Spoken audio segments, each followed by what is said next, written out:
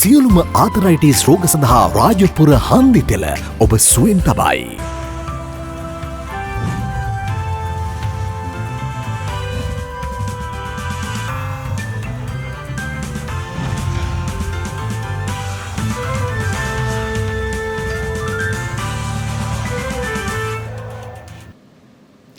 ආයුබෝවන්. යථාර්ථවාදීව ලෝකයේ දෙස බලන්නට සත්‍ය සිදුවීම් සම්පින්ඩනයක පුවත් දිගහැරුම ශ්‍රද්ධා රූපවාහිනී 6:30 ප්‍රධාන ප්‍රවෘත්ති විකාශය සමගින් මම භාග්‍ය ධනංජය කොල්ල ප්‍රථමයෙන් අවධානය දවසේ ප්‍රධාන ප්‍රවෘත්ති සිරස්තල වෙත.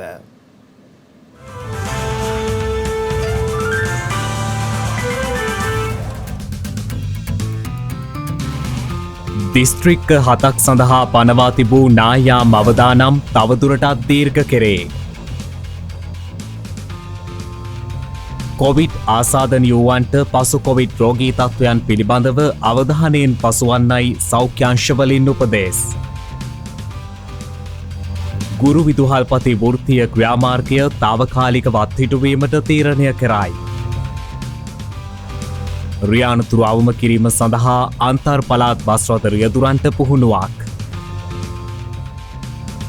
ඉලක්කගත ඉන්නත්කරණය ඉහළ නංවන්නැයි ලෝක සෞඛ්‍ය සංවිධානයෙන් ඉල්ලීමක්.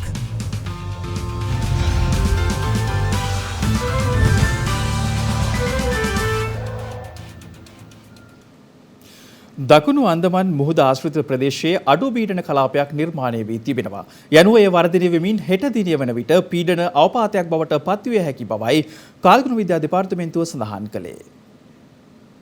බස්නාහිර සබරගමුව මධ්‍යම වයඹ සහ උතුරු පළාත්වලත් ගාල්ල සහ මාත්‍ර දිස්ත්‍රික්කවලත් විටින් විට වැසි ඇතිවීමේ අවදානමක් පවතින බව කාල්ගුණ විද්‍යා දෙපාර්තමේන්තුව පවසනවා. නිවේදනයක් නිකුත් කරමින් එම දෙපාර්තමේන්තුව සඳහන් කළේ අනුරාධපුර දිස්ත්‍රික්කයේද වැසි ස්වල්පයක් ඇතිවිය හැකි බවයි. එමෙන්ම ඌව පළාතේ අම්පාර සහ මඩකලපුව දිස්ත්‍රික්කවලත් තැනින් තැන රාත්‍රී කාලයේදී වැසි හෝ ගිගුරුම් සහිත වැසි ඇතිවිය හැකි බවද එම නිවේදනයේ සඳහන්. බස්නාහිර සබරගමුව මධ්‍යම සහ වයඹ පළාත්වලත් ගාල්ල සහ මාත්‍ර දිස්ත්‍රික්කවලත් ඇතැම් ස්ථානවලට මිලිමීටර් 75ක පමණ තරමක තද වැසිද අපේක්ෂිතයි. ඊට අමතරව දිවයින හරහා විටින් විට පැයට කිලෝමීටර 40-50 අතර පමණ වන තද සුළං ඇතිවිය හැකි බවද එම නිවේදනයේ සඳහන්. එමෙන්ම දකුණු අන්දමන් මුහුදාශ්‍රිත ප්‍රදේශයේ අඩු පීඩන කලාපයක් නිර්මාණය වී තිබෙනවා. මෙය වර්ධනය වෙමින් බස්නාහිරට බරව වයඹ දෙසට ගමන් කරන අතර හෙට දිනේ වන විට පීඩන අවපාතයක් බවට පත්විය හැකි බවයි කාල්ගුණ විද්‍යා දෙපාර්තමේන්තුව සඳහන් කළේ. පසුව මෙම පද්ධතිය තවදුරටත් වර්ධනය වෙමින් ලබන 18 වෙනිදා වන විට ඉන්දියාවේ ආන්ධ්‍රා ප්‍රදේශ වෙරළ වෙත ගමන් කිරීමේ හැකියාවක් පවතිනවා.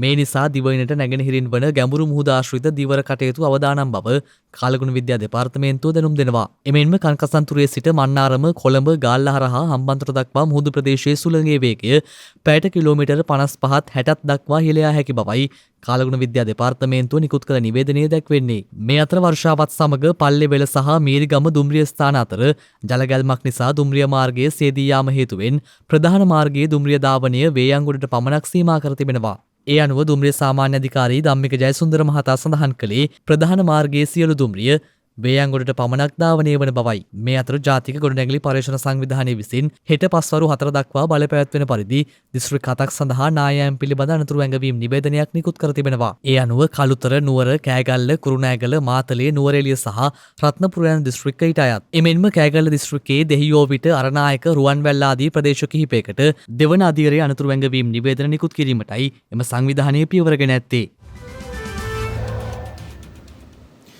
අකණ්ඩව තෙවන දිනටත් මෙරට දෛනික කොවිඩ් ආසාදිතයින් සංඛ්‍යාව ඊයේ දිනේත් 700 සීමාව ඉක්මවා ගියා. යනුව සෞඛ්‍ය අංශ අවධාරණය කළේ කොවිඩ් ආසාදිතයින්ගේ සංඛ්‍යාවේ මෙම වැඩිවීම සුළු කොට තැකිය නොහැකි බවයි.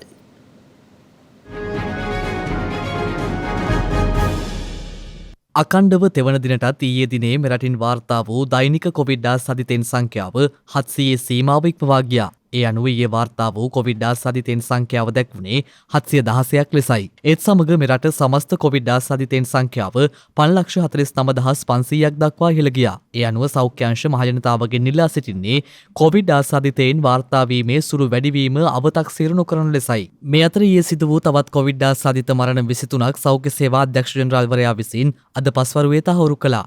එම මරණ අතරට කාන්තාවන් 13 දෙනෙකු සහ පිරිමි පුද්ගලයන් 10 දෙනෙකු ඇතුළත්. ඒ අනුව මෙරටින් මේ දක්වා වාර්තා වී ඇති සමස්ත කොවිඩ් ආසාදිත මරණ සංඛ්‍යාව දැක්වුණේ 13,995ක් ලෙසයි.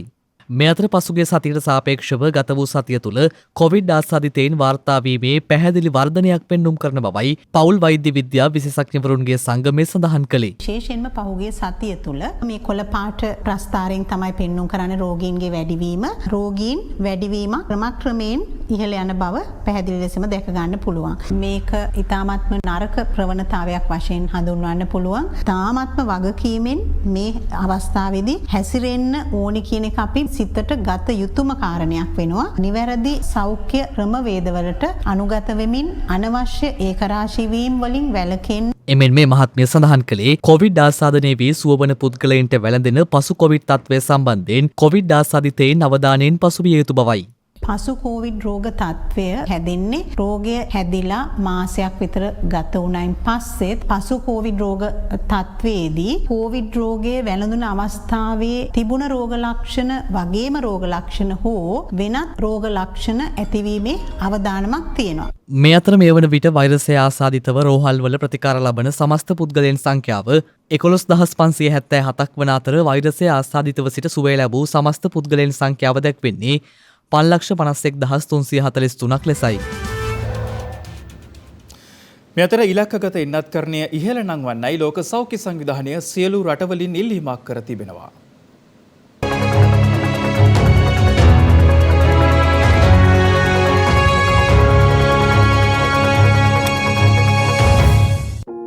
කොවිඩ් එන්නත් වඩාත් අවශ්‍ය අවදානම් කාණ්ඩවල එන්නත් කරණය ඉහළ නංවන ලෙස ලෝක සෞඛ්‍ය සංවිධානය ඉල්ලීමක් කර තිබෙනවා. එහි ප්‍රධානී ටෙඩ්රොස් ඇඩනම් ජිනීවා නුවරදී මේ බව සඳහන් කළේ යුරෝපයේ කොවිඩ් ආසාදනය නැවතත් සීක්‍රයෙන් ඉහළ යාම පිළිබඳව අදහස් දක්වමින්. පසුගිය සතියේදී පමණක් යුරෝපාකරයෙන් කොවිඩ් ආසාදිතයින් මිලියන 2ක් වාර්තා වූ අතර ගෝලීය වසංගතය ආරම්භ වූ දා පටන් යුරෝපයෙන් සතියකදී වාර්තා වූ වැඩිම කොවිඩ් ආසාදිතයින් සංඛ්‍යාවයයි. ලෝක සෞඛ්‍ය සංවිධානයේ ප්‍රධානියා පෙන්වා දෙන්නේ එන්නත් කරන සංඛ්‍යාව නොව ඒවා අවශ්‍ය පුද්ගලයින් වෙත ඒවා ලබාදීම විශේෂයෙන් වැදගත් වන බවයි. ලොව පුරා සෞඛ්‍ය සේවකයින් වයස්ගත වූවන් සහ අනෙකුත් අවදානම් කාණ්ඩ පළමු එන්නත් මාත්‍රාව බලාපොරොත්තුව සිටිද්දී සෞඛ්‍ය සම්පන්න වැඩිහිටියන්ට වර්ධක මාත්‍රාව ලබාදීම හෝ ළමයින්ට එන්නත් ලබාදීම ඵලදායී නොවන බවයි ලෝක සෞඛ්‍ය සංවිධානයේ ප්‍රධානියා අවධාරණය කළේ. මේ අතර රුසියාවේ නිෂ්පාදිත ස්පුට්නික් V කොවිඩ් එන්නත හදිසි භාවිතය සඳහා අනුමත කිරීමට ඒ පිළිබඳ ඇගයීම් යළි ආරම්භ කළ බව ලෝක සෞඛ්‍ය සංවිධානය ප්‍රකාශ කළා. ඒ සඳහා තොරතුරු රැසක් හුවමාරු කර ගැනීමට සිදුව ඇති බවයි ලෝක සෞඛ්‍ය සංවිධානයේ සහකාර අධ්‍යක්ෂ ජෙනරාල් මාරියන්ජලා සිමාවෝ ජිනීවා නුවරදී සඳහන් කළේ.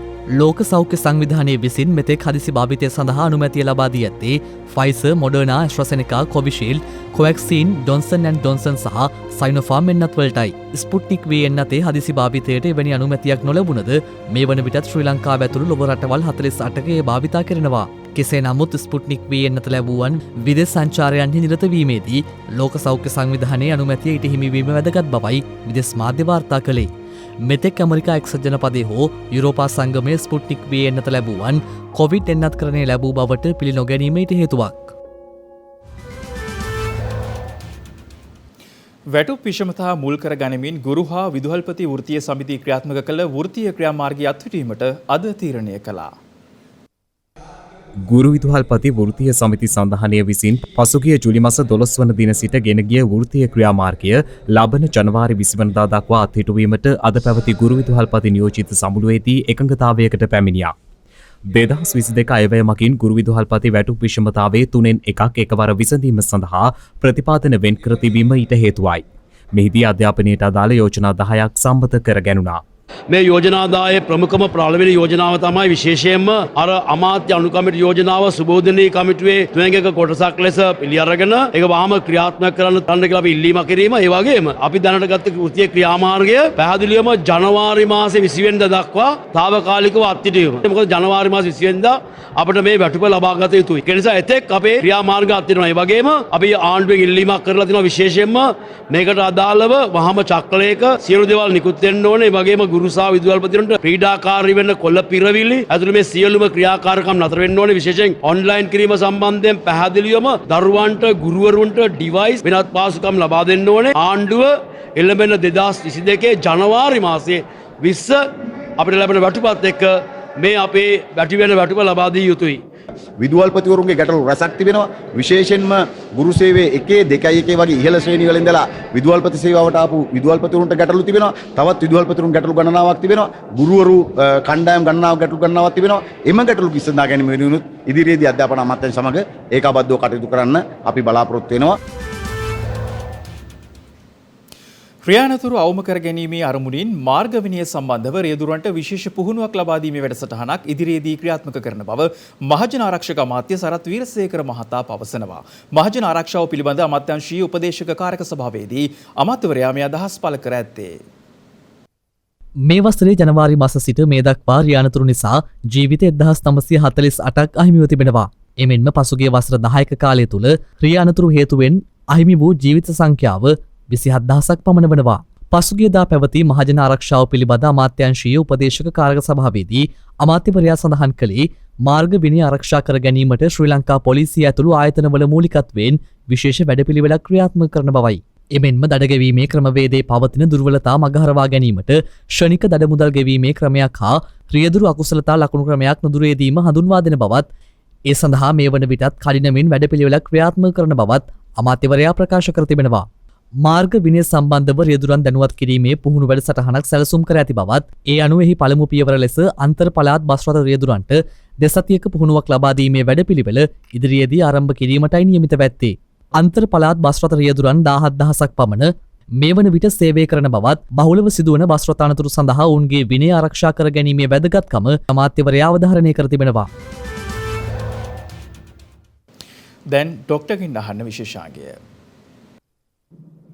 කොවිඩ් වසංගතයත් එක්ක කුඩා දරුවන් ඔන්ලයින් අධ්‍යාපනයට හුරු වෙද්දී ජංගම දුරකථන පරිගණක ආදී උපාංග භාවිත කරන්නත් ඒ හරහා අධ්‍යාපනයට හිතකර නොවන ඔන්ලයින් ක්‍රීඩා ආදිය සඳහා ඇබ්බැහිවීමක් සිදු වුණා. ඒ කොහොම වුණත් අපි සූදානම් දරුවන් අධ්‍යාපනයට පමණක් සීමා නොවි මේ වගේ උපාංග භාවිත කිරීමේ බලපෑම් පිළිබඳව ඩොක්ටර්ගෙන් අහන්න. COVID-19 තත්ත්වය නිසා දරුවන් ගොඩාක් කාලයක් පාසල් යන්නේ නැතුව ගෙදරට වෙලා හිටියා. මේ ගෙදර ඉන්න කාලය ඇතුළත ඒගොල්ලෝ මාර්ගගත අධ්‍යාපනය සඳහා සහ වෙනත් කටයුතු සඳහා ගොඩාක් විද්‍යුත් තිර භාවිතා කිරීම නිසා සමහර දරුවන්ට මානෝමීය සංකුලතා ඇති වෙන්න පුළුවන්. මේ වගේ සංකුලතා ඇති වෙච්ච ගෙවල් වල දෙමව්පියෝ හිතනවා ස්මාර්ට්ෆෝන් දුරකථන හින්දා දරුවෝ හැමෝම මේකට අබ්බැහි වෙලා කියලා. ඒක කිසිදු සත්‍යතාවයක් නැති එකක්. මොකද ගොඩාක් දරුවෝ මාර්ගගත අධ්‍යාපනය විද්‍යුත් තිර භාවිතා කිරීම හරි විදිහට කරනවා. එතකොට මෙවැනි විද්‍යුත් තිරවලට විශේෂයෙන්ම ඇබ්බැහිවීමේ ප්‍රවණතාවයක් තියෙන දරුවෝ කවුද? ඒ සඳහා බලපාන සාධක කීපයක් තියෙනවා. එතකොට මේ සාධක COVID-19 තත්ත්වයේ හින්දා ඇතිවෙච්ච ඒවා නෙමෙයි. COVID-19 තත්ත්වයට කලින් තිබුණ සාධක දෙමව්පියෝ මේක අඳුර ගන්න නැතුව ඊට ප්‍රතිකර්ම නොයෙදීම නිසා තමයි මේ විදිහට විද්‍යුත් තිරවලට ඇබ්බැහි වෙලා තියෙන්නේ. පළවෙනි සාධකය තමයි ආවේගශීලී පෞරුෂත්වයක් තියෙන දරුවෝ.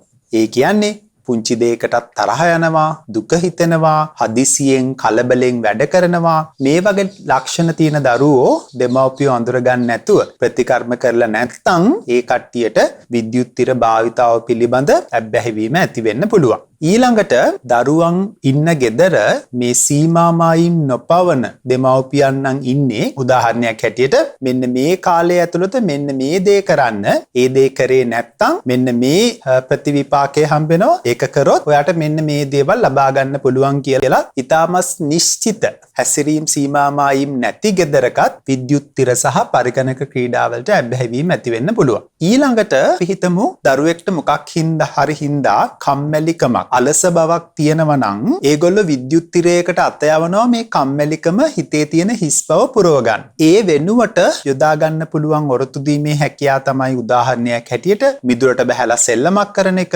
සංගීතයට සවන් දෙන එක, අත්කමක් නිර්මාණයක් කරන එක. ඒතර එක පාටම විද්‍යුත් තිරයට අත යන්න හේතුව තමයි විද්‍යුත් තිරයෙන් ඉක්මනට ඒගොල්ලෝ කැමති ගොඩාක් දේවල් ඒගොල්ලන්ට ලබා ගන්න පුළුවන් හින්දා. මෙවැනි පරිගණක ක්‍රීඩාවලට ඇබ්බැහි වූ දරුවෝ අපි අඳුරගන්නේ කොහොමද? පළවෙනි එක තමයි පරිගණක ක්‍රීඩාවල යෙදෙන කාලය සතියෙන් සතිය ඉහළ යාම. දෙවෙනි එක තමයි පරිගණක ක්‍රීඩා කිරීමට නොහැකි වෙලාවට ඒ ගැන හිතමින් ඒ ගැන ඉල්ලීම් ඉදිරිපත් කිරීම. ඒක ඔවුන්ගෙන් අයින් කරොත් එහෙම කනගාටු වීම, තරහ ගැනීම, එතකොට හිතේ එපා වෙන බවක්, කම්මැලිකමක් ඇති වෙන බව කියවින්. ඒ වගේම තමයි ජීවිතයේ අනිත් කටයුතු බාධා කරගනිමින් පරිගණක ක්‍රීඩාවල යෙදීම, විශේෂයෙන්ම රාත්‍රී කාලයේදී. ඉතින් මෙවැනි ලක්ෂණ තියෙනවා නම් අපි අන්තර්ජාතික වර්ගීකරණය අනුව මේ ඉන්ටර්නෙට් ගේමින් ඩිසෝඩර්, අන්තර්ජාල විඩියෝ ක්‍රීඩා ඇබ්බැහිවීම හෝ ලෝක සෞඛ්‍ය සංවිධානය හඳුන්ලා තියෙන විදිහට විඩියෝ ගේමින් ඩිසෝඩර්, විඩියෝ ක්‍රීඩාවලට ඇබ්බැහිවීමේ තත්ත්වය දරුවන්ට ඇති වෙන්න පුළුවන්. ඒ ඇති වෙන්නේ විශේෂයෙන්ම ආවේගශීලී පෞරුෂත්වයක්, සීමා මායිම් නොපවන දෙමව්පියෝ ඉන්න ගෙදරක සහ මනෝමීය ඔරොත්තු දීමේ හැකියාව කියලා දීලා නැති දරුවන්ට තමයි මේ වගේ ගැටලු ඇති වෙන්නේ. හොඳයි. ජංගම දුරකථන සහ පරිගණක ආදී කුඩා දරුවන්ට සුදුසු දේ සඳහා පමණක් යොදා ගන්න තියෙනවා නම් ඒක ඇත්තෙන්ම වටිනවා. ඒත් ඒවා සඳහා කුඩා දරුවන් අනිසි ලෙස ඇබ්බැහිවීමේ භයානකකම පිළිබඳව දැන් ඔබ දැනුවත්. ඉතින් අපි සූදානම් ලබන සතියේදී ඒ බලපෑම් වලින් ඔබේ දරුවා මුදවා ගන්න ආකාරය පිළිබඳව ડોක්ටර්ගෙන් අහන්න. වස විසතුර වගාවක හර බැර කළ ජීවිතයක් ඇය ගැනයි මේ.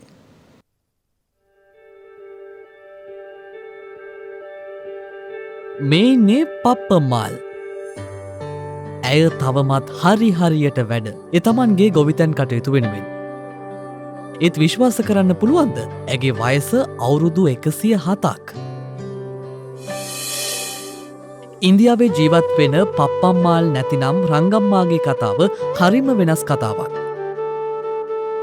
ඇය පුංචි කාලේ ඉඳලම ගහක් කොලක් සිටුවන්න දැක්වුවේ ලොකු උනන්දුවක්. එනිසාම අද වන විට ඇය ඉන්දියාවේ කෘෂිකර්මාන්ත ක්ෂේත්‍රයේ දැවැන්තෙක්. කුඩා කාලයේදීම ඇයට දෙමාපියන් හිමි වෙනවා. මිත්තනියත් එක්ක හැදී වැඩෙන්න ඇයට සිදුවන්නේ අන්න ඒ නිසා.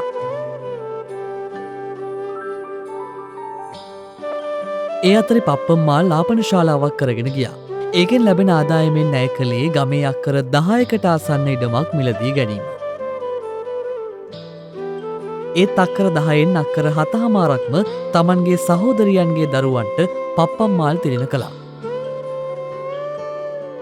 ඉතිරි වැති ඉඩමේ ඇය මෙනේරි වගේ ධාන්‍ය වර්ග වගේම එළවලු වර්ගත් සාර්ථකව වගා කරනවා.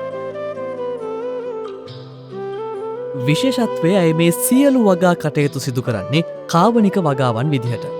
ඇය කාබනික ගොවිතැනේ විශිෂ්ට සටන්කාමියෙක්. බොහෝ දෙනෙක් බලාපොරොත්තු වෙන ඉක්මන් ප්‍රතිඵලවලට වඩා කාබනික ගොවිතැන විශිෂ්ට ප්‍රතිඵලයක් ගෙන දෙන බව ඇය කියනවා. ඒ විතරක් නෙවෙයි, වස විසෙන් තොර ආහාර කෑමට ගැනීම නිසා ඇය තවමත් නිරෝගීව ජීවත් වෙනවා කියලත් ඇය කියනවා.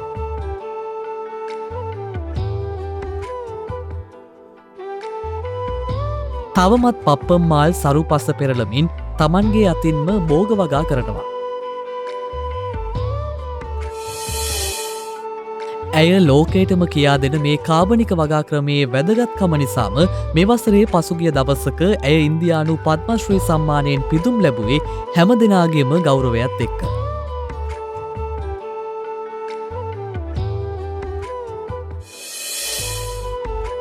ගහ කොලත් එක්ක ජීවත් වන ඇගේ ජීවිතය අවුරුදු ගණනාවක්ම මේ වගාවන්ට කැප කළා වගේම ඇය ලෝකයට දායාද කළේ වස විසෙන් තොර අනාගතයක්. ඉතිං ඇය ඇගේ මාවතේ තවමත් ඇවිද යනවා. ඒ අය ලෝකයට දායාද කළ වටිනාදේ තමන්ගේ කරමතින් ලෝකයට ගෙන යමින්.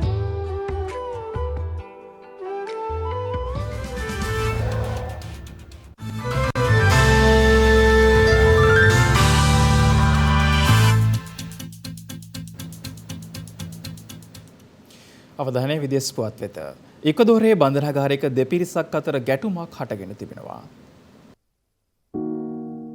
ලතින් ඇමරිකානු ඉක්වදොර රාජ්‍යයේ බන්ධනාගාරයක ඇති වූ ගැටුමකින් රැඳවියන් 68 දෙනෙකු ජීවිතක්ෂයට පත්ව තිබෙනවා.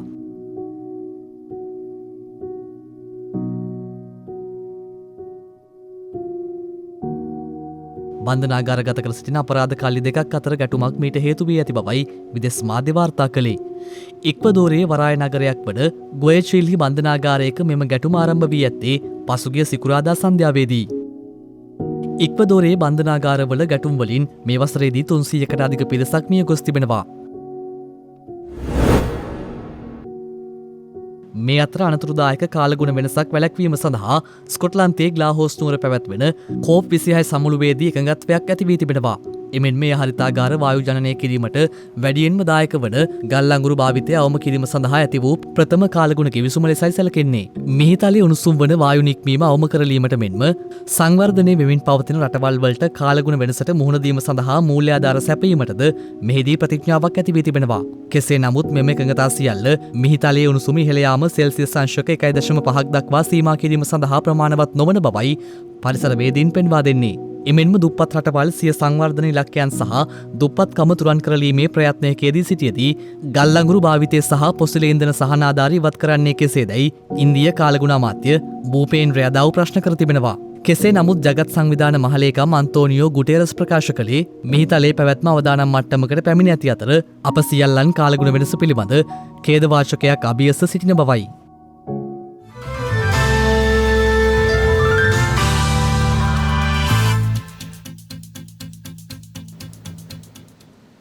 දිනක සටහන් නිමවන්නට මත්තෙන් හෙට දවසේ වැදගත්කමටයි මේ අවධානය.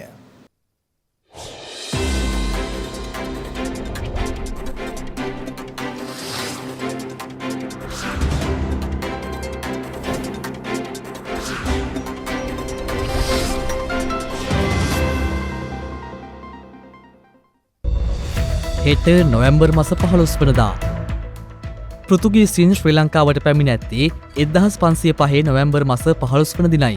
ඔවුන් 1505 1658 දක්වා කාලය තුළ මෙරට රැඳී සිට තිබෙනවා. සුප්‍රකට තාරකා විද්‍යාඥයෙකු වූ ජොහැන්නස් කෙප්ලර් අභාව ප්‍රාප්ත වී ඇත්තේ 1630 නොවැම්බර් මස 15 වන දිනයි.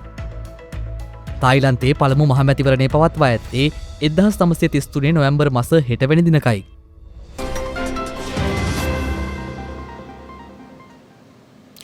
ඒත් සමගින් ශ්‍රද්ධා රූපවාහිනී ප්‍රධාන ප්‍රවෘත්ති විකාශය නිමාවට පත්වෙනවා. හමුවෙමු හෙටත් සවස 6 ඇතියට. තෙරුවන් සරණයි. නම බුද්ධාය. මෙවැනි වැදගත් පුවත් නැරඹීම සඳහා ශ්‍රද්ධා TV News YouTube channel එක subscribe කර සීනුව සලකුණ වන්න.